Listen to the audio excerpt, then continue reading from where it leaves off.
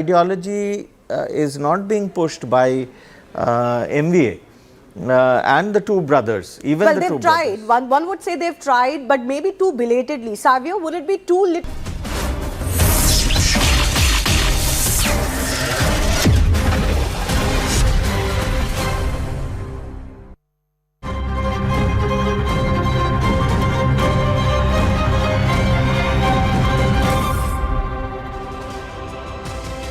Namaste, Jai Hind, Vande Mataram. Welcome to this edition of The Right Stand. I'm Anand Narasimhan and we begin with the latest on the poll of polls. And it looks like history is going to be written, viewers. Perhaps for the first time in more than 2.5 decades, the Thakres are no longer going to be Mumbai's kings. It's the voters seems to have decided based on the exit polls and poll of polls that the plus 50% voter turnout has yielded and voted entirely in favor of the Mahayuti. The combination of Devendra Fadnavis and Eknath Shinde, that Mahayuti seems to be coasting its way through the Mumbai polls. So ballot maximum city is in favor of, well, the Mahayuti. Mumbai has decided, maximum city has decided, and the remaining 28 Mahanagar Palikas, the Mahayuti, the combined aims to do well. Thane seems to be the gad where Eknath Shinde will permanently stamp his authority over the Shiv Sena, and perhaps the Thakres will be marginalized. The coming together of the two warring brothers also doesn't seem to have helped the case of Uddhav Thackeray and Raj Thackeray. That's what the indications are as of now, even as a host of celebrities came out to cast their ballot. Let's quickly do the poll of polls and see what are the exit pollsters saying. Let's have a quick look at that. So the JVC exit poll, the BJP has a vote share of 44%. Look at those numbers, 44%, and SS Shiv Sena UBT 35%, Congress 14%. So again, the larger vote share, and of course, if it's going one way, it will go all the way. The halfway number is the overall strength of the house is 227. The halfway number is about 114, and it looks like the BJP seems to be very, very comfortably par that number. Now, the JVC exit poll share based on the vote share, seat share, 138 seats for the BJP. Shiv Sena UBT, that is Uddhav Thackeray's team, is 59, so less than 60 seats.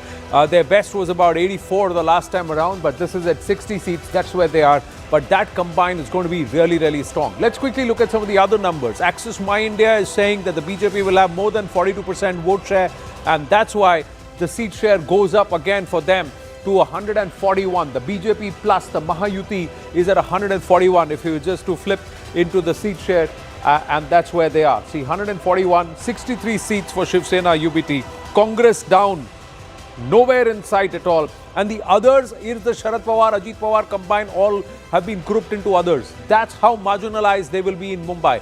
Sakal exit poll says that the BJP plus will just go past the halfway mark, just 5 seats ahead at 119, although the trend again indicates that it is going to go the Mahayuti way, and they will have enough and more numbers comfortably, because among the others is the NCP, Ajit Pawar, and also the NCP Sharad Pawar. So whatever comes there, will Ajit Pawar's group come back into the NDA fold? We'll have to wait and watch how that is fought.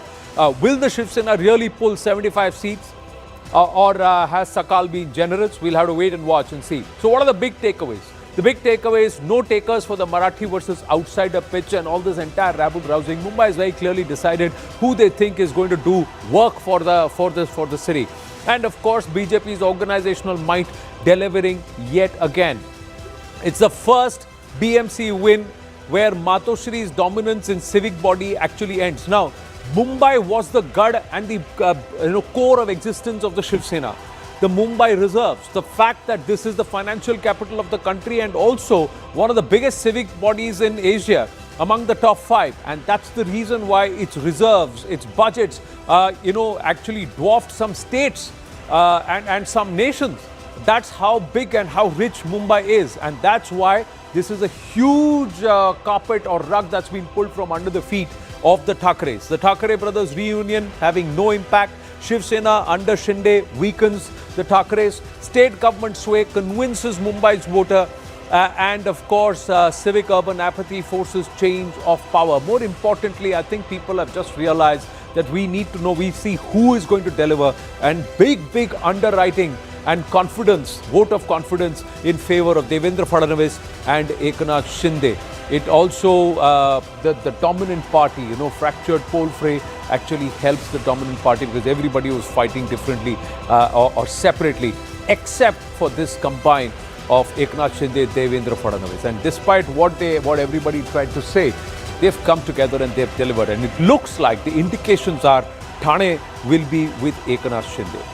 Do join and stay with us on our continuous coverage of Ballot Maximum City here on CNN News 18 all through Friday when counting begins 10 a.m. onwards. So our coverage will get underway. We'll be there on it since morning, but our special coverage starts 9 a.m. onwards here at CNN News 18. For the moment on the right stand, we're going to get a move on to another aspect. Today is also a festival day all across Bharat. Viewers, as we set this up, have you ever thought why Bharat celebrates the same festival with different names across the country? There must be something that connects all of us, right? Prime Minister Narendra Modi reflected on the deep cultural significance of Kashi Tamil Sangamam in a blog post, describing it as a living symbol of Bharat's unity in diversity under Ek Bharat Shresth Bharat initiative. The Prime Minister began by recalling his recent visit to Somnath Swabhiman Parv, where people from all over Bharat gathered to commemorate 1,000 years of cultural resilience. Now, during the event, he met participants of various cultural sangamams, including Kashi Tamil Sangamam, and was moved by their appreciation for these platforms that celebrate Bharat's diverse heritage. Now, in his post on the occasion of Pongal, which is also Bihu in the east, it is Baisakhi in the north, it is Padwa, a special day again in Maharashtra and in Karnataka, across the country. So it's this harvest, this Uttarayan is celebrated. Now PM shared his personal connection with Tamil culture, noting that one of his few regrets in life is not having learned Tamil. He explained how the Sangamam, a confluence of cultures, exemplifies the shared roots and emotional ties between Kashi, that is Varanasi, and Tamil Nadu, rooted in centuries of spiritual exchange and literary history, including the influence of Tamil poet Subramanya Bharati in Kashi. So, is this somewhere trying to set the story right, where Bhasha, Bharati and Bharat are all linked, away from this ideology that has been perhaps wedged into the entire Tamil narrative, contrary to the true spirit of Dravidian Periyar politics or Periyarism? Somewhere has he tried to align this and make people realize that what has been pushed over the last 4 to 5 decades, if not more, around that much time, around 6 decades, let's say, viewers, is just an intervention into what is the larger connection of Tamil with Bharat. Ramasamy Mayappan, advocate with us, Rajashekharan, lawyer, political analyst with us, and R. Rajagopalan also with us. My namaste. Jai Hind, Vande Mataram, Vanakkam, and Pongal Varthakal to everybody. So, Mr. Rajagopalan, the honors to you to open up this conversation. Has the Prime Minister reset this entire, metric, and will Tamil Nadu respond? Definitely Tamil Nadu will respond in 2026 elections, Anand. Moreover, Mr. Narendra Modi broke into the dominance of DMK, especially from the Stalin style of functioning, that he made DMK to collapse itself by organizing this Tamil Sangamam in Varanasi. There is a connect. Now, for the last 4 or 5 years, Anand, I could see a lot of North Indians getting into that, especially in other parts of the country. Now, coming to the exact point, apart from Narendra Modi's contribution towards Kashi Tamil Sangamam, uniting his constituency with Tamil, it is Mr. Narendra Modi who went to Elam area in 2015, establishing his credentials in Tamil Nadu, parts of Sri Lanka, where he said, I am the first Prime Minister to visit Sri Lanka. Second, it is Mr. Narendra Modi who brought defense corridor for Tamil Nadu. Therefore, Prime Minister, whenever he went abroad, he mentioned about this Tirukural. It got translated into 8 to 9 languages. It is Narendra Modi who brought Chinese President Xi Jinping to Mahabalipuram and First and final, I tell you, Anand, Narendra Modi made every BJP leader, including the newly appointed Nitin Nabin, to go to Coimbatore and go with a dhoti, lungi style. Narendra Modi wore lungi, Amit Shah wore lungi, Dharmendra Pradhan wore lungi. Whereas the Dravidian culture is, during Karunanidhi's regime, I used to cover Tamil Nadu Assembly as a reporter. I saw only dhoti, there is no pant. Now t-shirts have come in Tamil Nadu.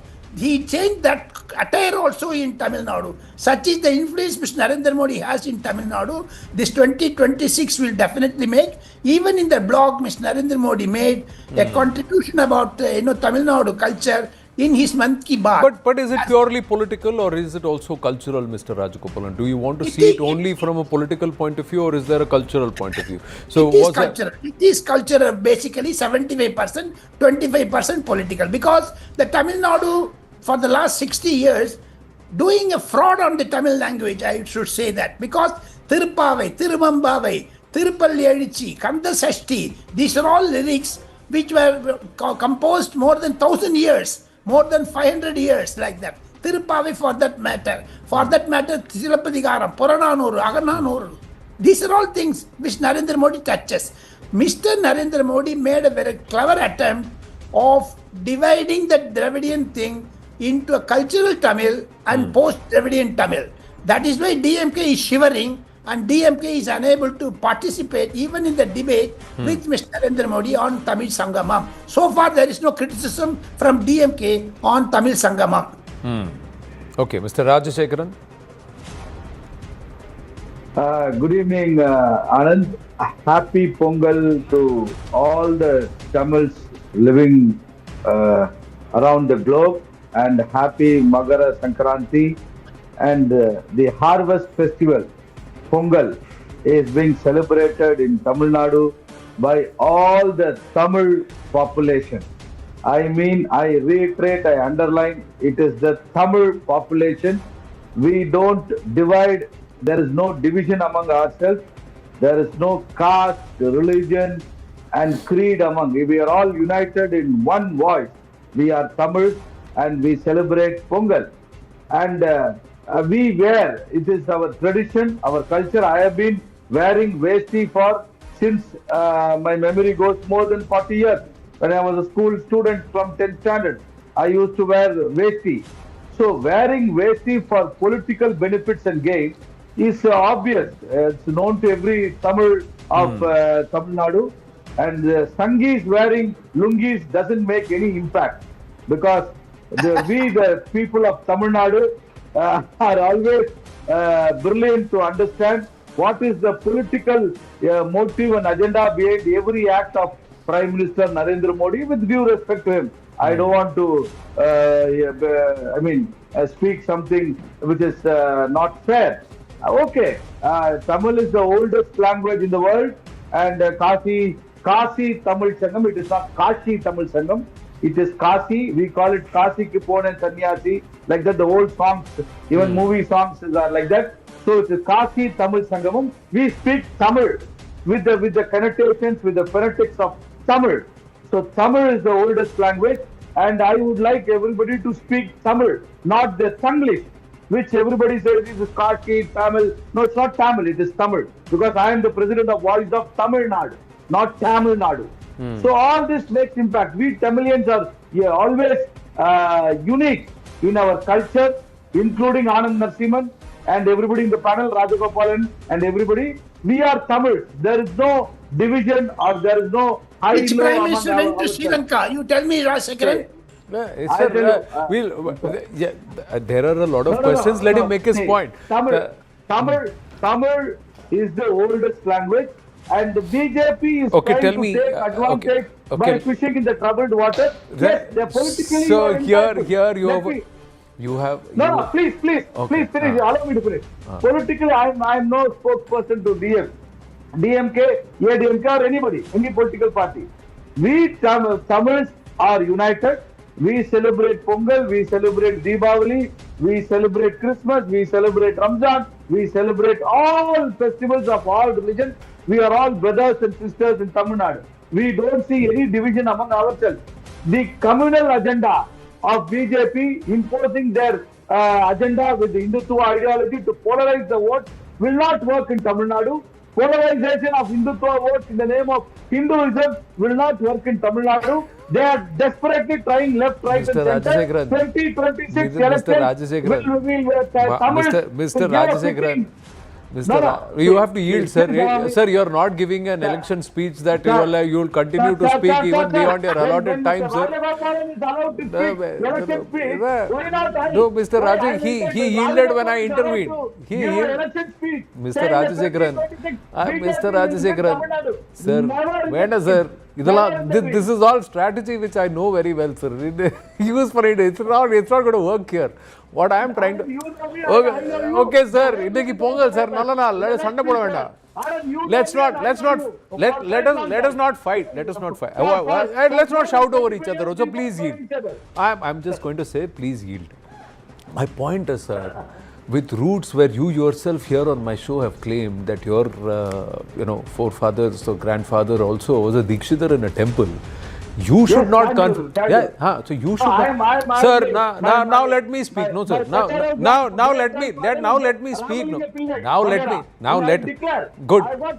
Sir, adala vittu neenga vera engyo poittu. Neengale madam maaritar.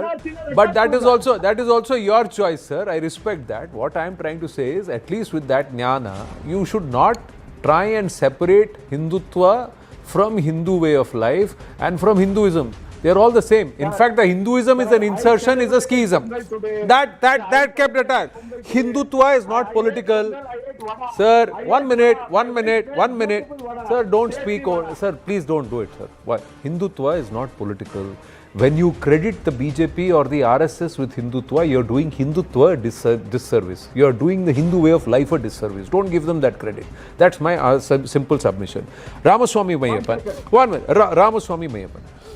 Bharatiyar or Periyar? Who should Tamil Nadu choose? They can follow or they can read about both, but which is the right way which actually integrates every individual with what essentially is Bharat? And has the Prime Minister underlined that beautifully? Yeah. I'm going to take a leaf out of Bharatiyar and Manashri Narendra Modi, our Prime Minister. First, greet everyone on, like you said, Lori, Pongal, Makar Sankranti, all the harvest festivals.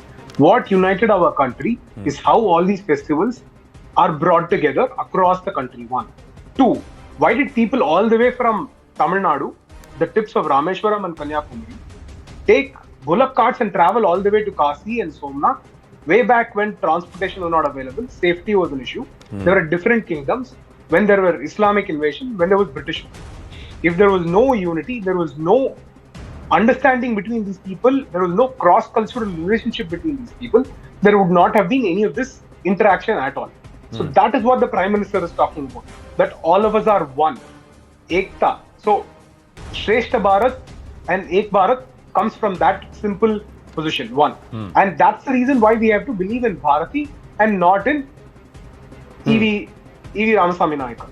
The simple position. Bharatiyar consistently spoke about a united India, spoke about the development of each language, of all the people in the country, of the women in this country, and consistent continued development. And whereas Periyar constantly spoke about continuing with the British rule, giving Tamil away, giving Tamil a go-by in education, giving Tamil a bye-bye in administration, all of these were his positions. And today to celebrate and say Periyar supported Tamil is historically inaccurate. 1. And when we celebrate and why we celebrate Bharatiyar is once again the link between him going to Kasi, his realization, his travel across the country and coming back to Tamil Nadu and delivering all his poetic works. And that is what unites the people. Just one instance from my own personal family experience. I have someone 7 generations ago. My great grandmother took a bullock cart all the way from Rameshwaram and Karaikudi, went all the way to Kasi. And we still have the Nadkot Tangrata Chatram is something that is very popular to everyone that goes to Kasi. This link of people several generations ago, several hundred years ago, is because this country is united in spirit. It's because of their methods of worship. It's because of their relationship and support with each other. It's because how they treat each other in a brotherly manner. It is not because of how the political entities today claim it's Dravidianism, or it's because of beyond religion that there is a secular ideology. Politically, there can be no secularism. Secularism is only to government. Secularism applies to when government does not interfere in religious affairs, not with regards to an individual's affair. What the political parties today want is everyone to follow no religion and claim that is secularism. That by definition is wrong, under the constitution is wrong. So I'm afraid how all these political parties try to deviate what Prime Minister Narendra Modi does. And one more instance, everyone can claim how Prime Minister Narendra Modi dresses, how he addresses in Tamil, how he uses Tamil across the world. He uses Tirukural, he uses Bharatiyar statement, Silapadikaram, everywhere. Assume for a moment even arguendo is political. Even at that particular point in time, he is one of the prime ministers who talks about Tamil pride, Tamil culture, and celebrates Tamil everywhere. What has happened to every other prime minister that the DMK has allied with? They've been allied with different prime ministers and different governments since 1989. What has happened to 10 years of UPA? How many government exams were they able to conduct in Tamil? What did they do in 10 years of their rule? What did they do when they were in the previous United Front government? They were not able to achieve anything. So today, all the Dravidianism that the DMK can speak is only political harping there. If they have done anything for Tamil, let them demonstrate in government policy when they were in the UPA rule. 10 years. How many government exams did they change? How many academic systems did they change? Not one. That is the reality. It's not even about academic systems. 2004 to 2014, in how many CBSE schools north of the Vindhyas did they insist that Tamil should be taught, and did they send trained Tamil teachers from Tamil Nadu to go ahead and propagate Tamil and teach Tamil across Bharat? That did not happen. So these are all aspects which one needs to imbibe, understand, and also perhaps register in their head. Bhasha Bharati Bharat, has this link been beautifully drawn by the Prime Minister? That's what we are trying to understand here. I've got to pause this conversation, gentlemen, as I thank you, because we're just now joined by S. Gurumurthy, editor Tughlaq. He's joining us. Namaskaram. Thank you for your time, Mr. Gurumurthy. Pongal Varthakal. My first question to you straight away, sir, what the Prime Minister has said, does it perhaps redefine the approach itself? And will this perhaps provoke some intense thinking on who to follow, Bharati or E.V. Ramaswamy Naikar, Bharatiyar or Periyar? See, actually, this question has a much deeper implications. Yes. Tamil Nadu saw Periyar's intervention into its long association with the entire Bharatavarsha. It's a long story. Go ahead, sir. When the British came here, they first said that the locals who were semi-barbarians were turned somewhat into civilized people by Aryans. Yeah. This was the first Aryan theory. Yeah. It was not Aryan invasion. It was Aryan settlement. It was Aryan influence. Yeah. Later, when the Indus Valley was discovered, they said this was a more grown-up civilization, which the pastoral Aryans came and invaded and disturbed. Because they found in one skull, there was a broken skull. They said they came and hit the civilized Dravidians and so on. The entire Aryan Dravidian theory was superimposed. One of the greatest epigraphists who uncovered the Indus Valley civilization was Airavatham Mahadevan. Yes. Airavatham Mahadevan and me had a discussion in 1978. We have been long-standing friends. So he said, no, this Aryan Dravidian is civilizationally separate. Though I don't agree with the view of Aryan invasion.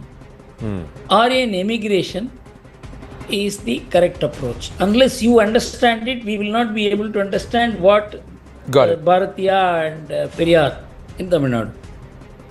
So I told him, you are a Sanskrit scholar. You have interpreted the Indus Valley seals. Have you ever compared, when you say Indus Valley is pre-Aryan, which means pre-Vedic, have you compared the Indus Valley seals with the Vedic texts? This is the question I asked in 1977. 1 year the man worked on it. 1 whole year. One day at 11:30 in the night he called me. and said, Guru, I am going mad, you must come immediately. In those days, I didn't have a car. I actually took my bicycle and went to him. It was about 2 kilometers away. He told me, I am shocked that the Somapana Yajna chapter in Rig Veda exactly matches with not 1 or 2 or 3 Indus Valley seals, but hundreds. It describes that there is a bullock with a hump. Yeah. The long, it extends his face like this, long eyes, and there is a stump over which there is a vessel on which a liquid is pouring. Yeah. This is exactly the description of Indus Valley Somapana seals, depicting the Rigvedic text. He said, I am flabbergasted. My whole theory is shaken. Then he wrote an article. Is it a vessel or as something else? Something else. But he said from there onwards his entire theory changed, and he felt there was an alignment between the Vedic civilization and Indus Valley. I tell you further where we have taken it to, because I'm not a domain specialist, but Mahadevan gave me a certificate that I am a fellow seeker of truths. He has written it and given to me, and that is my doctorate in these subjects. Now, Vedas are supposed to be Aranyakas. They are developed in forests. Correct. And they were employed as Brahmanas in the plains. So, Vedas were not developed in the Indus Valley. They were developed in the forests around the Indus Valley and used as yajnas and other means for which you can find evidence in the Indus Valley. So, Aranyakas was the place of knowledge. Forest was not a dark place for us. Forest is the place of forest jnana, of knowledge. Knowledge.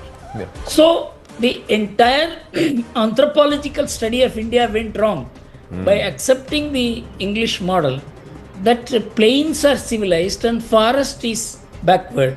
It is actually the reverse.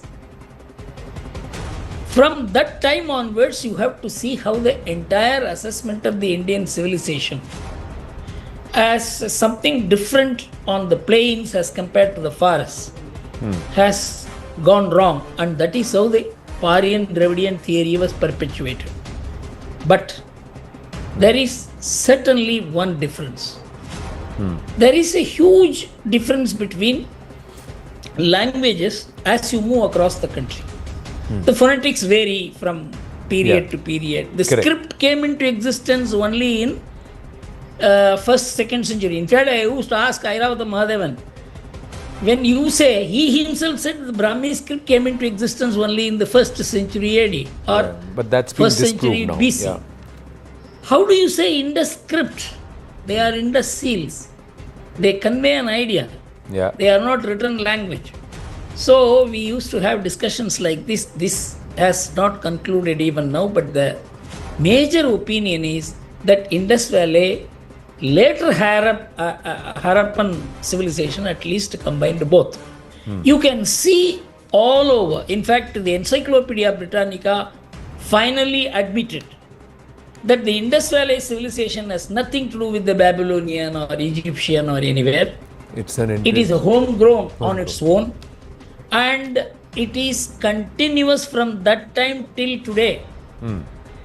It is an admission that this is a continuous civilization. Yeah. If in Kiradi something is found linking into Indus Valley, it is not that it is Aryan and Dravidian.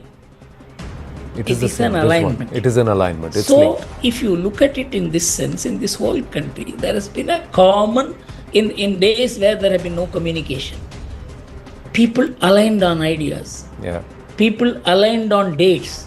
People aligned on festivals. Yes. That is how Pongal, Makar Sankranti, Bihu, all are celebrated around the same date. Same date. And Uttarayan is a common phenomenon. Yeah. Narendra Modi is right. Based on the movement of the sun. Yeah. But in this country, no political leader has taken a civilizational approach to understanding India.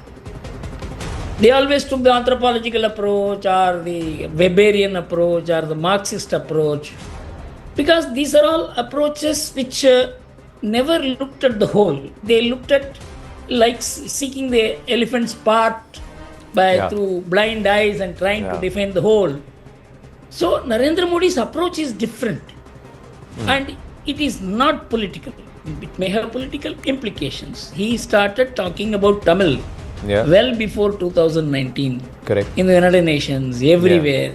2016. And he has been, because I have some personal association, he is a genuine admirer of Tamil. Thanks to one Thirupugal, an IAS officer, who is from Tamil Nadu, who is from a great family of Tamil scholars. And so he learnt more and more about Tamil. And so I am absolutely thrilled that there is a Prime Minister who is willing to look at India as a civilizational entity and look at all the languages as manifestation. As Bharati said, that you are one, but you have many voices. That is the language. Yes. I think Narendra Modi is the right approach for India and Tamil Nadu. But if that is the case, Professor Gurumurthy, are you saying there is no political attachment or underlying intent to it? Ram Mandir, if we were to say, and this direct connection with the choice of black stone and Ram Vigraha in that manner, the Sengol in Parliament, Tamil Sangamams in Saurashtra and Kashi. Was all this not with an idea of trying to get the Tamil crowd to warm up to a political idea and a political party that perhaps is the weakest in Tamil Nadu? Is plagued by politics. Tamil Nadu is plagued by an intellectual confusion created by Periyar. But Periyar said the right thing. Many people do not know. Periyar said, if you touch Sanatana Dharma, Tamil, it is Sanatana Dharma. Touch Tamil, it is Sanatana Dharma. This is not something whether which it is is said Sangam so Tamil or Tolkapiyam or Tirukkural. So he was right. He therefore defined Tamil Nadu as Dravidian, which is not only secular, it is racial. It is religion neutral, faith neutral, and it rejected actually religion. So the DMK till 1965 never accepted the view that Tamil was a great language. It is only later when the Hindi agitation developed, they began embracing Tamil. Only after that they began talking about Tirukkural and things like that. But they have now aligned Tamil and Periyar to unmixable ideas. Periyar said, unless you cease to be Tamils, you can't be Dravidian. If you are Tamil, you are semi-barbarian. And DMK has put Periyar and Tamil together. It is like putting electronics in Sharbat. I mean, the two can never mix. Narendra Modi's intervention, civilizational intervention, is going to expose this. This may be political, but it is as much cultural and civilizational. So you're saying, so there is a political aspect of it. Mr. Rajagopalan said 25% political, 75% cultural, civilizational. Final question. There's also this allegation the education minister has made that Tamil has actually suffered under Dravidian rule or the rule of Dravidian parties or Periyar inspired parties. Yes, your thoughts? 100%. What Periyar wanted is happening in Tamil Nadu. He said, what is wrong if you give up Tamil? Tamil vittal unakku nashtam enna? This is what he asked. This is a barbaric language. It's of no use today. The ideas that it conveys are old. So you accept English and study English, and that is the only way to grow. Today in Tamil Nadu, it is the English medium schools which are growing. The government schools are converting to English medium. Yes. And Tamil is going down and nobody is bothered about it. Tamil survives only in platforms, in public platforms, political platforms. Even the Dravidian people do not talk Tamil in their own home, which all of us do. So Tamil is at grave risk. If it continues like this for the next 20-25 years, in Tamil Nadu, there will be less of Tamil speakers and more of English speakers. English speakers. Point well made. Point well made, Professor Gurumurthy. Always a pleasure speaking with you. Lovely for you to have drawn this entire link, that this entire wedge of Aryan, Dravidian, that was the bedrock from which this entire political ideology emerged. That's now been negated. That's not true. Civilizationally, we are all connected. There has always been an alignment, and the Prime Minister just perhaps reminding Bharat of the same.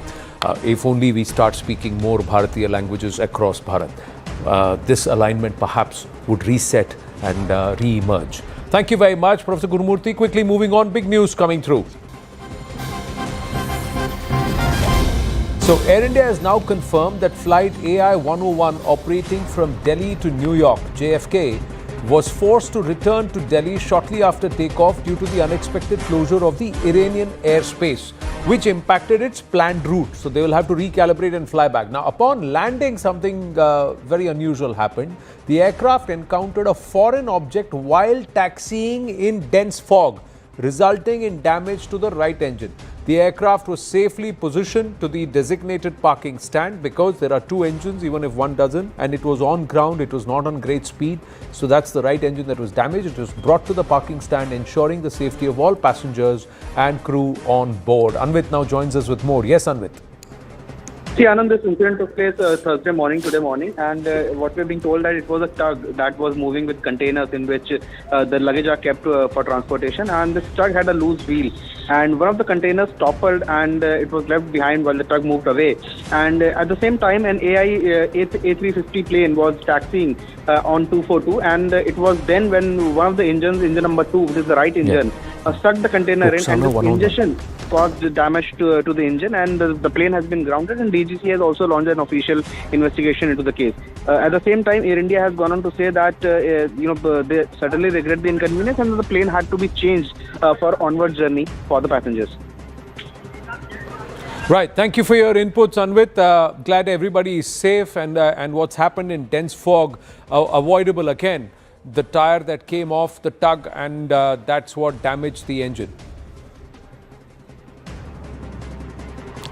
Let's get a move on, viewers. Iran now protests in Iran that erupted in December sometime. Initially worsening economy have now turned political, escalating into nationwide uprising that has also triggered international tensions. Now, amid global attention on possible military intervention by the United States, because that's what President Donald Trump has been hinting at, Tehran was also reportedly taking preparatory measures to retaliate. Now, protests against failing economy spread across Iran since December 28th and quickly turned political, with protesters demanding an end to clerical rule or the Ayatollah Khamenei regime, now led by the supreme leader Ayatollah Ali Khamenei. Now, authorities accuse the US and Israel of fueling the unrest. Some of the questions that arise is, can Trump actually muscle out this entire Iranian regime? What are the US options for a new strike or a fresh strike on Iran? And why now? Now, Trump threatens fresh action amidst mass protests in Iran, claims solidarity with the anti-regime demonstrators. Analysts would differ from the 2025 nuclear attacks. They would say the strikes would differ from the 2025 nuclear attacks. So what could be targeted this time around? Because it's not civilian establishments. It will be the IRGC command centers. Now, 150,000 strong IRGC plus the bus militia that is about a million strong. These are the two critical militia. These are the two critical military infrastructures of the Iranian regime. If that's broken down, then the Khamenei hold on Iran weakens. So the Iranian police facilities, and of course, you will have the economic assets. Will he strike some of the oil wells or some of the routes and areas via which the Ayatollah Ali Khamenei regime, via the bus and its operations, and also IRGC, controls nearly 2/3 of Iran's economy? Will they be able to hit that? Now, if they do that, then you're going to break the back of this regime that's exercised its hold for nearly 5 decades now. Now, potential high-value targets, homes and offices of senior regime leaders. There is also, perhaps this will be symbolic, IRGC-controlled businesses, financial and logistics hubs, all linked to the IRGC. Got to break the back of this this militia, the police, and also the army or the IRGC, the Revolutionary Guard. Now, why the IRGC actually matters, it leads the crackdown on protesters. They have unbridled authority and power to go ahead and quell any protest. So much so, reports are point blank shooting at the chest, and more than 2,000 people have been gunned down. Like that's what reports suggest, and that's death toll could be way above 10,000. That's what many other reports suggest. Controls of up to 2/3 of Iran's economy, not seen as a suicidal pressure, could actually fracture loyalty. Now, once this loyalty is shaken, if there is a breaking away of ranks, then again there is a weakening of the hold over Iran of the regime, and that's when the regime change can perhaps be induced or brought in. Weapons the US may actually use, we've got the Tomahawk cruise missiles. These all got to be long-range missiles. The JASSM long-range precision missiles, armed drones could happen, and there could be, because free-fall bombing is seen as unlikely, because that could also result in huge civilian casualties, which will actually be counterproductive. Let's try and go across. Let's try and go across to somebody who is an Iranian, but comes from a family that fought against the regime and suffered for it. And she's Roxana Chegini, Iranian-born cultural analyst and advocate for democratic transition. She is with us right now. We should also have Ambassador Deepak Vora, Dr. Wail Awad and Lieutenant General D.P. Pandey joining us. But first we'll go to Roxana ji. Roxana ji, namaste. Thank you for your time. How do you view the current situation in Iran?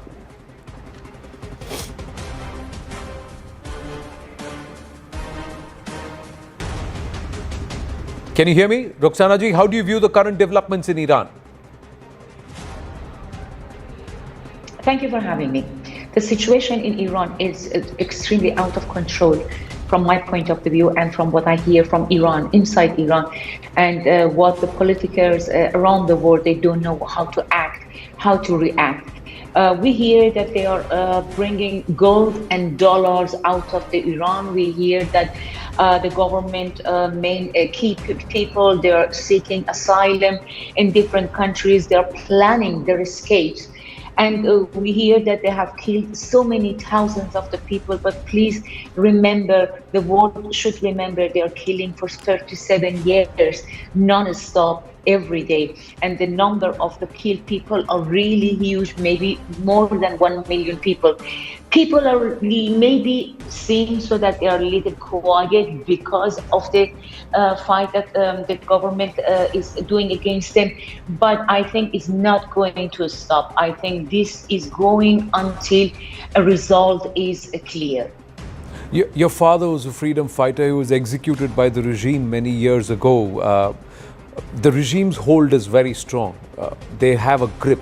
Why do you feel this time the protests are different? Why do you feel things are far more escalated towards a pro-democracy move than in the past?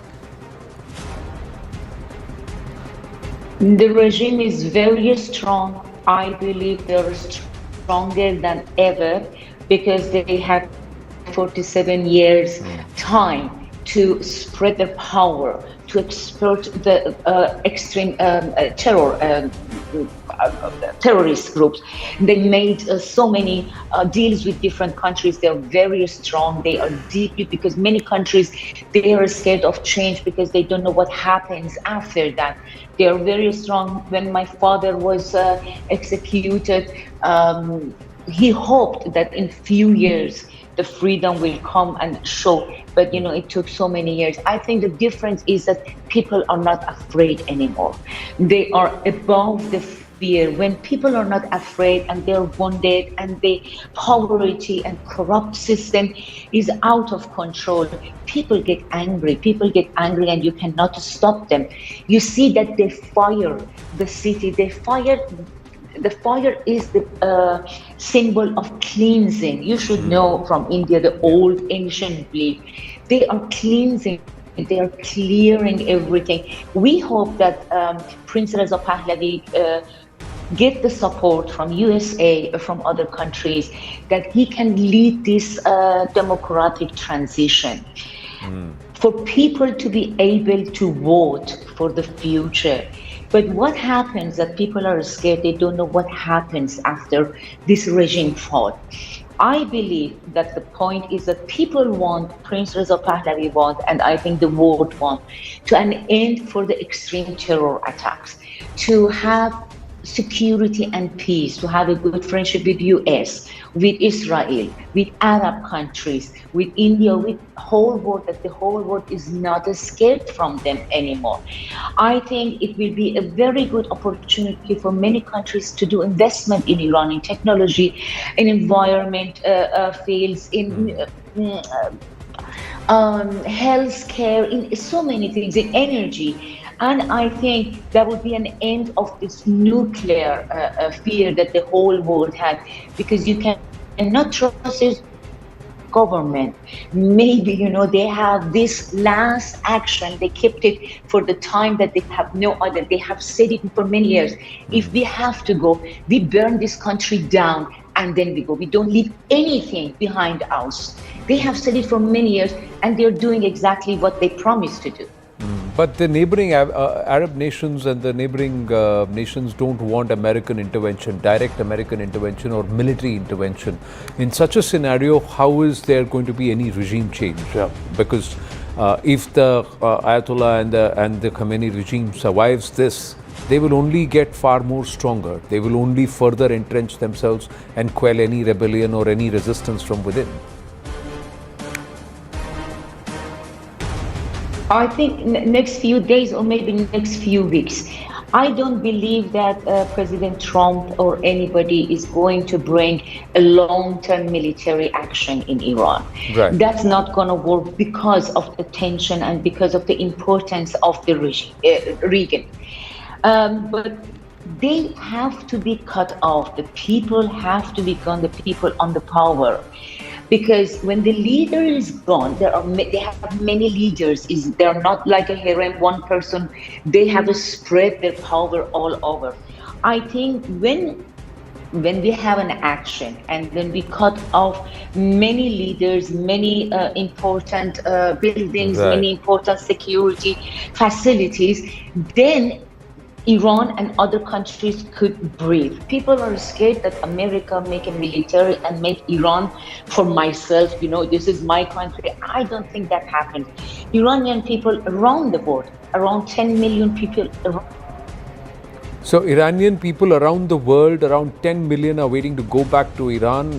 Thank you for speaking with us. I'm just going to bring in our other experts here at this time, and you heard what Roxana ji had to say. Ambassador Deepak Hora, is this happening? Is this possible that America makes an intervention where it weakens the IRGC and the regime exits, and then there is a change of power which perhaps is a little more liberal, there is a return to democracy, because Trump doesn't seem to be very confident about Reza Pahlavi too. So then what happens here then?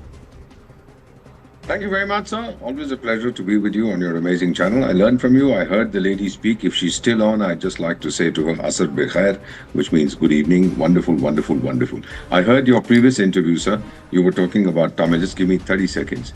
There's a fellow who learned Tamil in original in order to be able to read Subramanya Bharati. He later became an ambassador of India. His father was a Pathan, his mother is Sikh. You are talking to the guy now, sir.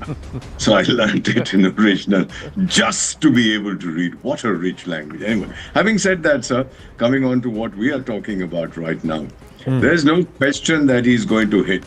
Maybe tonight, maybe in the next 48 hours. What does he gain out of it? First, he kicks out the mullahs. The whole world wants the mullahs to be kicked out. They've delivered nothing. They've become the biggest threat to the Middle East, sir.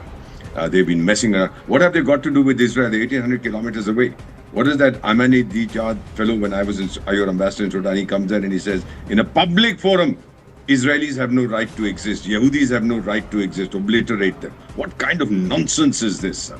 The man says this and nobody I know in Iran has denied this. Now, what will happen? He's going to bomb these fellows. He's going to bomb the hell out of them. And then what this lady was saying is absolutely right. I have a lot of friends, Europe, America, etc., of Iranian origin who've left. They'll come back. Some kind of an election will be held. I don't know what it's going to throw up. But anything that replaces this regime, sir, I say this with considerable reflection, after considerable reflection. I can see that two outstanding experts are on your panel. I say this with deep thought. Anything that replaces this regime will be better than it, sir. But it's not going to be easy, Dr. Awad, because she also said that the Ayatollah regime and the family have said we will destroy, we'll burn Iran if we are forced to leave. Well, I There share are no her pushovers. sentiment of losing her father, but actually, I don't know when her last visit was to Iran.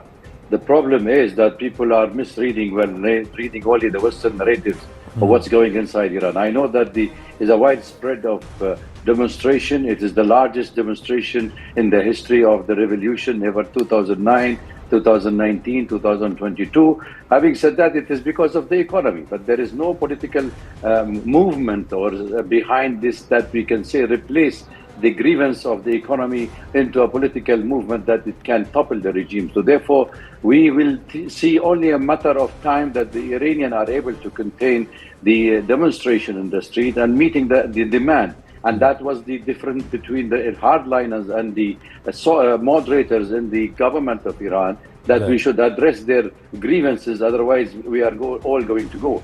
So, but the United States is not the uphold of democracy in that region, for God's sake.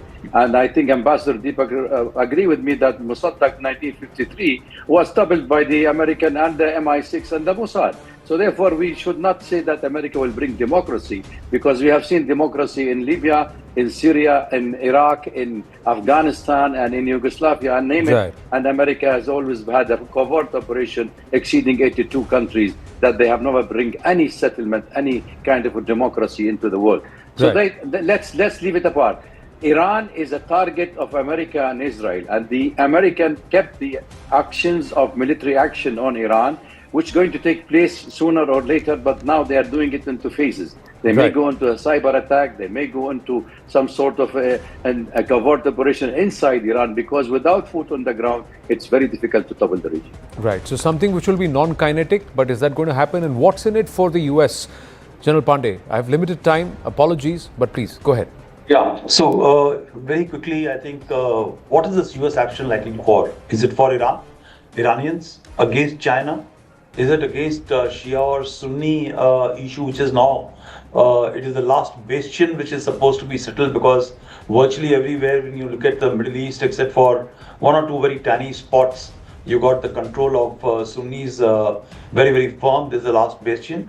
This is the last bastion besides the Palestinians and Yemenis who are talking against Israel, right? So what is the end state? And clearly, I think the last speaker has said very, very clearly that Americans are not concerned about Iranians. It's about geopolitics. It's about control on energy. It's about control for this thing. And second is, does US, Iran is not Venezuela, or Iran is not this thing. There is no multilateral security arrangement this time that NATO is coming along with them, like in what they did Iraq. They don't have the backing of their own parliament or own Senate to carry out this operation. For example, the Midnight Hammer operation was carried out as a surprise operation under duress of Israel to show force along with them, which had very limited change on the ground to the Iranians, and there was a symbolic counterattack which was done by Iranians. So, I have a very, very unloving feeling for the Iranians, that they may have come onto the streets and killed by 2,000 to 12,000, whichever disinformation campaign you may like to believe. But if something happens, right, this is the only time which can happen. But if this doesn't happen by the American intervention, for a couple of years is gone. Right. Thank you, gentlemen. I've run out of time, but we'll pick up this conversation come Friday. Thank you very, very much. Thank you for watching, viewers. Namaste.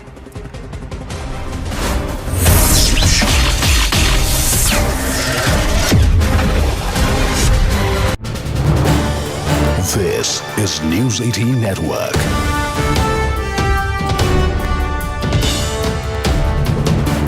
India's largest news network. Sanjay Kumar, I want to understand from you, we don't really have a template as far as these BMC elections are concerned. Would that be fair to say? Equations have changed so much. There is no way to predict these elections. Is this a psephologist's nightmare? Yes, it is a psephologist's nightmare.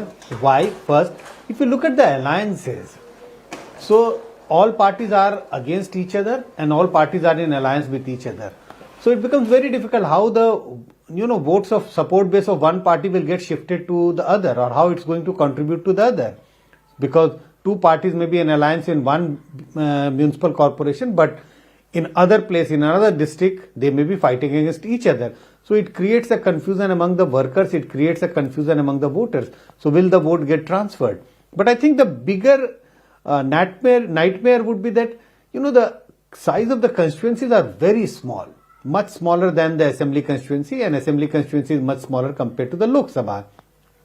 So the margin of victory and defeat are very small, and sometimes you might get